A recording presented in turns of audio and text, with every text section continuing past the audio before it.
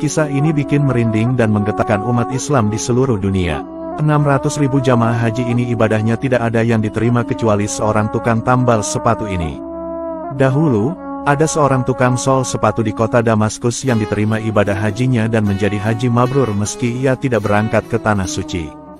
Kabar ini membuat hati ulama besar sekaligus ahli hadis bernama Abdurrahman Abdullah bin Al-Mubarak bergetar. Lantas, apa yang membuat tukang sol sepatu itu diterima ibadah hajinya padahal belum ke Tanah Suci? Dikisahkan, pada suatu hari, Abdurrahman Abdullah bin Al-Mubarak beristirahat dan tertidur setelah menjalani ritual ibadah haji. Dalam tidurnya, ia bermimpi melihat dua malaikat yang sedang membicarakan haji. Percakapan demi percakapan pun beliau dengarkan. Seorang malaikat bertanya kepada malaikat lain, "Berapakah orang yang datang tahun ini untuk berhaji?" 600.000 jamaah, jawab malaikat yang ditanya. "Berapa banyak dari mereka yang diterima ibadah hajinya?"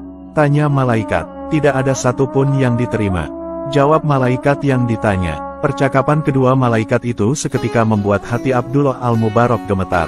Ia menangis karena perjuangan jamaah haji yang datang dari berbagai belahan dunia itu ternyata sia-sia.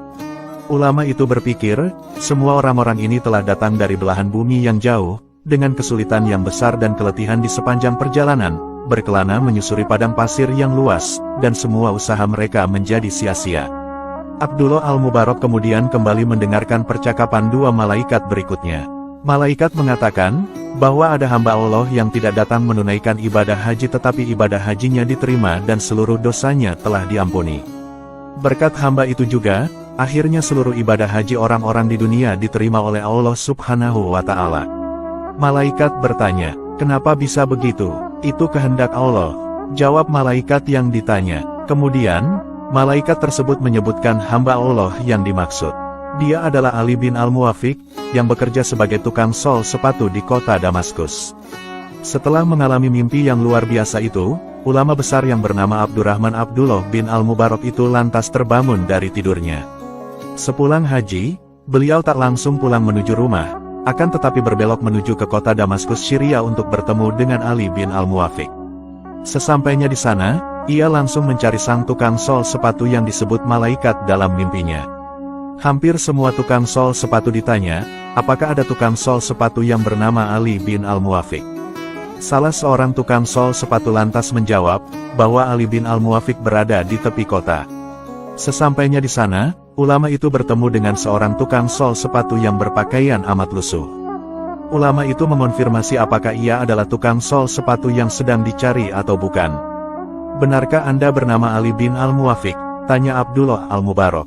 "Betul Tuan, ada yang bisa saya bantu," ujarnya. Ulama itu lantas bertanya, "Saya hendak tahu, adakah sesuatu yang telah Anda perbuat sehingga Anda berhak mendapatkan pahala haji mabrur, padahal Anda tidak berangkat haji?"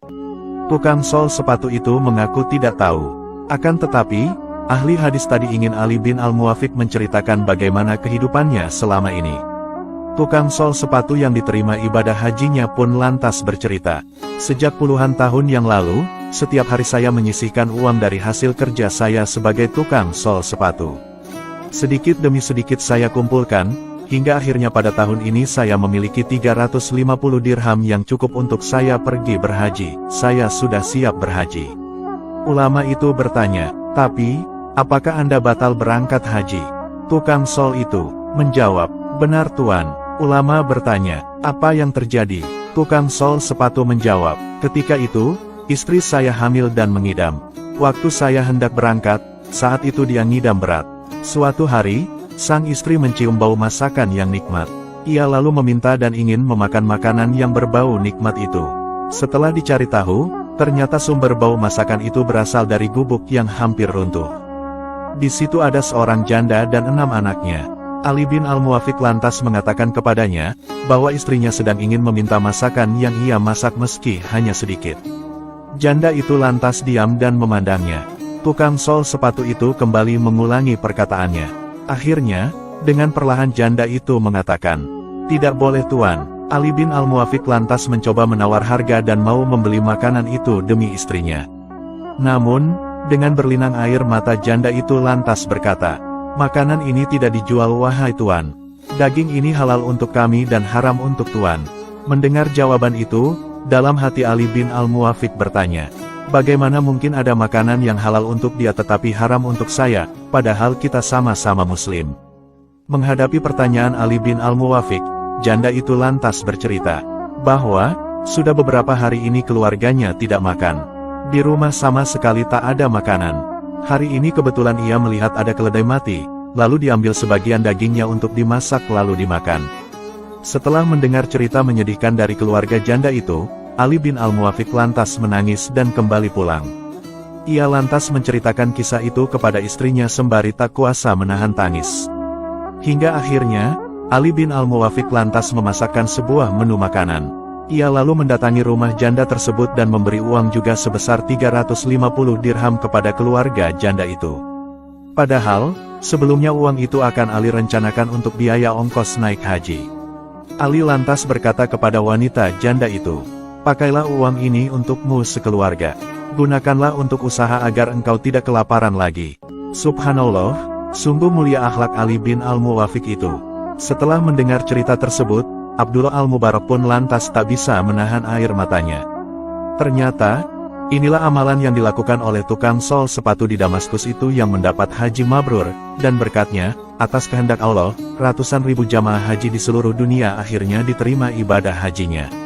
Semoga kisah ini memberikan banyak hikmah kepada kita agar terus berbuat kebaikan kepada sesama manusia. Amin. Wallahu a'lamu bishawab.